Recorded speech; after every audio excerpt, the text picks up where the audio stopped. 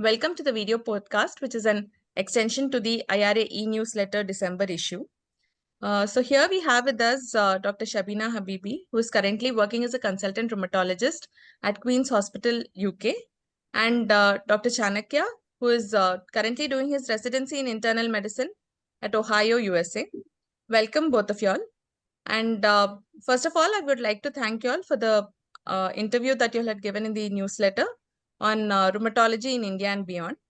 A lot of people have found it very nice to see the differences between the kind of care that we give in rheumatology here and over there, and the difference in patients. And there have been a lot of similarities also. As an extension to that particular thing, we would be looking at the career opportunities for Indian medical graduates in the USA and UK. So, ma'am, we'll start off with you. So if there's a undergraduate and MBBS graduate who is interested to pursue a career in rheumatology in the future in the UK, what is the best way that they could actually start off? So I think if someone post MBBS would want to work in the UK, that's probably the best time to come to the country. To practice medicine in the UK, every doctor needs to be registered with the GMC. So the GMC is similar to the IMA. It's a General Medical Council. Without being registered with the GMC, you just can't practice medicine here. There are many different ways or routes by which you can get registered with the GMC. So post MBBS, the best way is to write the PLAB exam.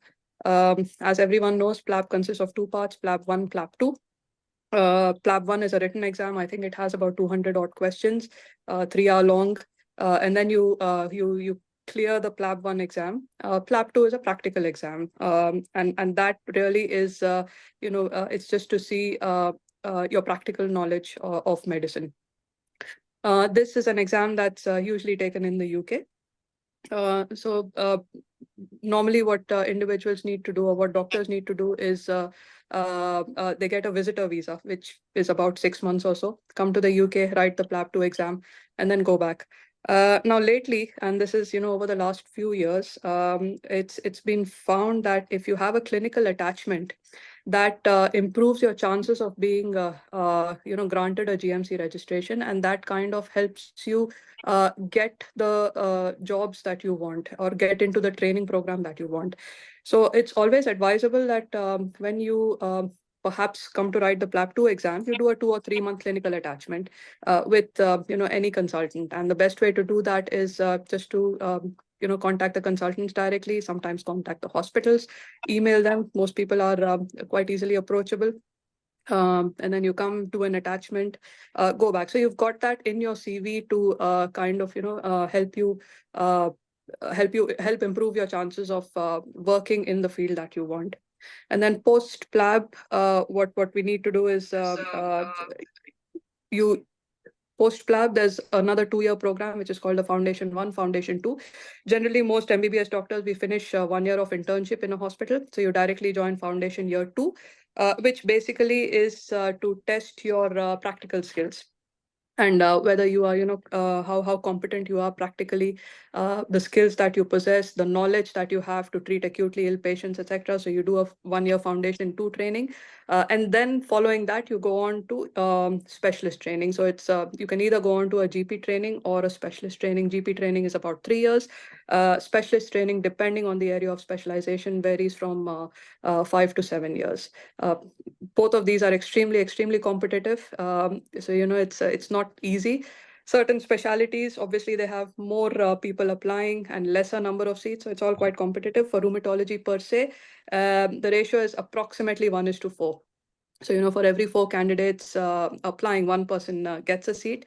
But then you just don't directly join rheumatology. So what you need to do is after FY2, you just join what is equivalent to our general medicine, acute internal medicine or general internal medicine. Do that for about 3 or 4 years, and then another 4 years of rheumatology training. And then you're granted specialist registration, by which you can practice as a rheumatologist in the country. Okay. Thank you, ma'am. And Chanakya, to enter into the US as a rheumatologist, is it the same path? Would it be best after MBBS only? I would say that post MBBS is the best time to start exploring career into rheumatology in the US as well. So some similarities like how Dr. Shabina explained. So USMLE exam is the most basic exam that's needed to enter the residency. So 3 years of internal medicine residency. So followed by 2 years of rheumatology fellowship. That's the standard. So you get to be a rheumatologist in 5 years.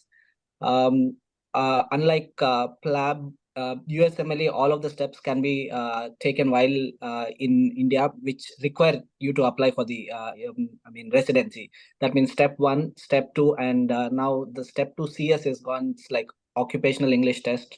So all of these three can be taken while you're in India, and then you apply for a residency match. Another similarity, like having a clinical attachment, having a clinical rotation or an observership in the US increases your chances Matching.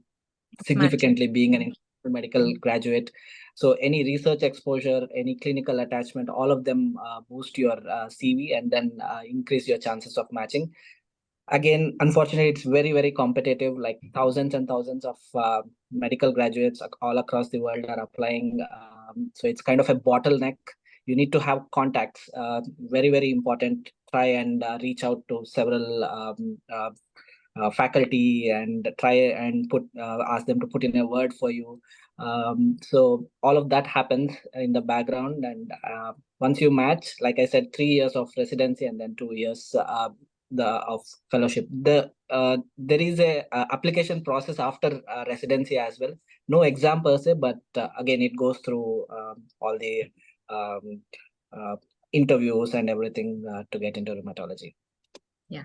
And does it make it any easier for somebody who's already done their MD here in internal Mm. medicine? Would it become anything easier for them? The process remains same. Uh, Okay. it gets easier in the sense that uh, some of the programs prefer people who have already trained. So if at all they pick up your application, uh, they uh, they will tend to, okay, this person is already trained and probably he will be a good fit in our program. So the problem is picking up your application. So there are thousands of applications that each program receives. So that's why you need to know somebody or try and get your application picked. That matters. Okay. And Dr. Shabina, what do you think? I mean, does it make it any easier for somebody who's already done their post graduation here to get into rheumatology over there, or is it the same process again? And like Chanakya said, and it's just your contacts, or it would be easier to complete it some in a particular place or something like that? No, I think it definitely makes a difference if someone has already done general medicine because people, that is a plus point on your CV. You've already got the skills, you've already got the experience.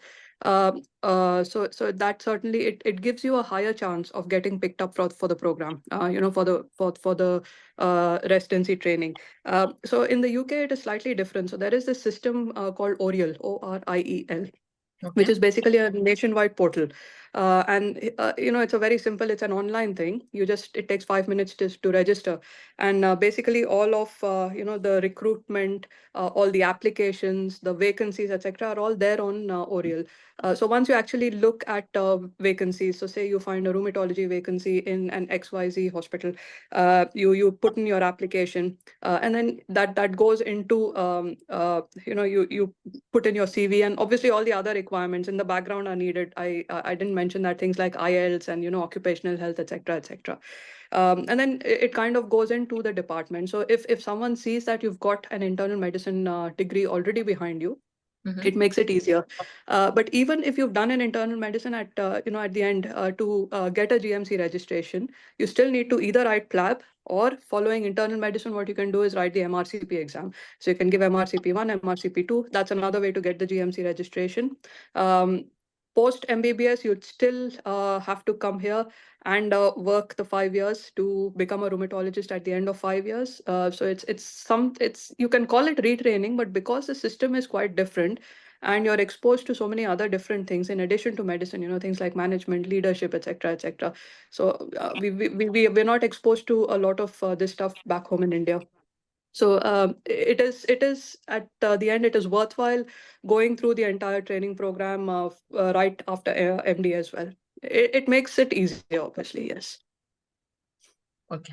And suppose somebody has already completed the DM training, are there any other ways of getting their GMC registration and practicing as a rheumatologist over there?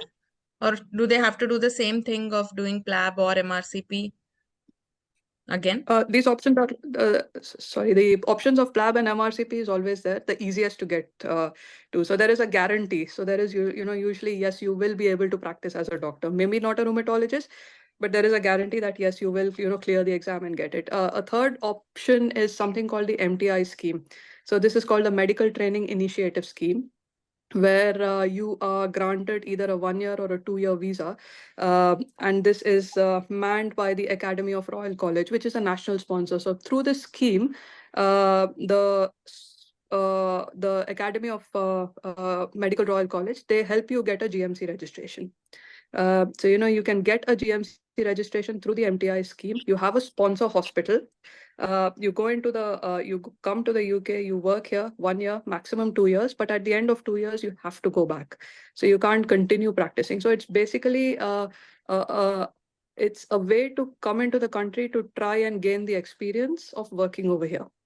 Having said that, all these compartments are not watertight. So once you've done the MTI scheme, you can also go in for another route, which is called the CSER, Certificate of Eligibility for Specialist Registration. Now, this is an exceedingly tedious route. It's mentally exhausting, it's physically exhausting, it's financially exhausting, extremely tedious. But it is another way of, bypassing the exams and getting registration. So here, what you have to do is you'd need a job, obviously. And now you've got a job, you've got the registration, and then you submit evidence. You have to work for at least 1 or 2 years. That's the time you require to collect all the evidence, clinical evidence, which we generally, unfortunately, don't collate in India. We do a lot, but we don't actually, collate a lot of it in many centers. So medical practical skills, and then other stuff like management, leadership, audit, etc. So it gives you that time. It helps you bypass the exams, but by no means is it easy. And at the end, unfortunately, with this system, there is no guarantee that it will be accepted. Your application will be accepted. So the chances are set to be about 50-50. But that's another way where you bypass the exams, become a rheumatologist. Okay.